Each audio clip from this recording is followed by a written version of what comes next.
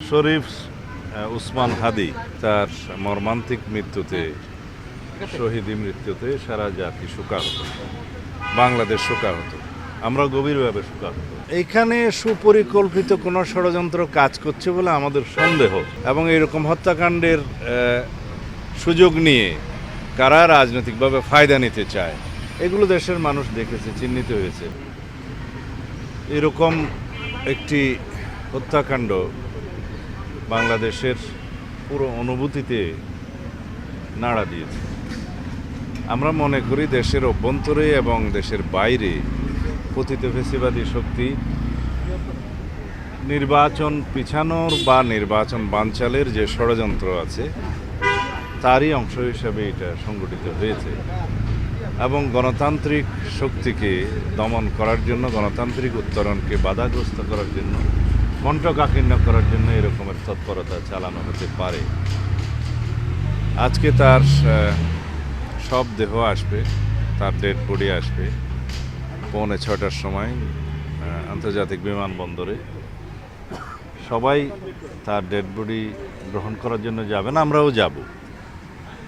আমরা মনে করি যে গণমাধ্যম কয়েকটি পত্রিকা অফিসকে ভাঙচুর এবং আগুন জ্বালানোর মধ্য দিয়ে যে নৈরাজ্য সৃষ্টি করার পায়তারা চলছে, এবং সারা বাংলাদেশে বিভিন্ন জায়গায় চিহ্নিত বিভিন্ন স্থানে এবং ব্যক্তিকে হামলা করার, আক্রমণ করার, বাড়িঘরে হামলা করার যে পরিকল্পনা নিচ্ছে, তার পিছনে একটি সুগভীর চক্রান্ত আছে, ষড়যন্ত্র আছে।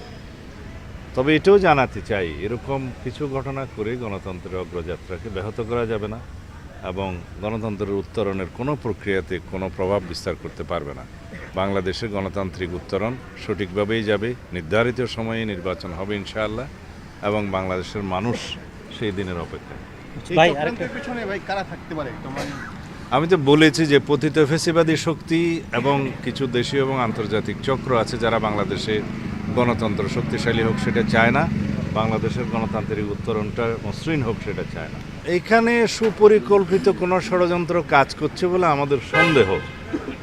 তবে ইতিমধ্যে দেশের মানুষ দেখেছে এবং চিহ্নিত করেছে কারা এই হত্যাকাণ্ডগুলোকে রাজনৈতিকভাবে ব্যবহার করতে চায়, এবং কারা এর দায় সুপরিকল্পিতভাবে অন্যের উপরে চাপাতে চায়, এবং এরকম হত্যাকাণ্ডের সুযোগ নিয়ে কারা রাজনৈতিকভাবে ফায়দা নিতে চায় এগুলো দেশের মানুষ দেখেছে, চিহ্নিত হয়েছে।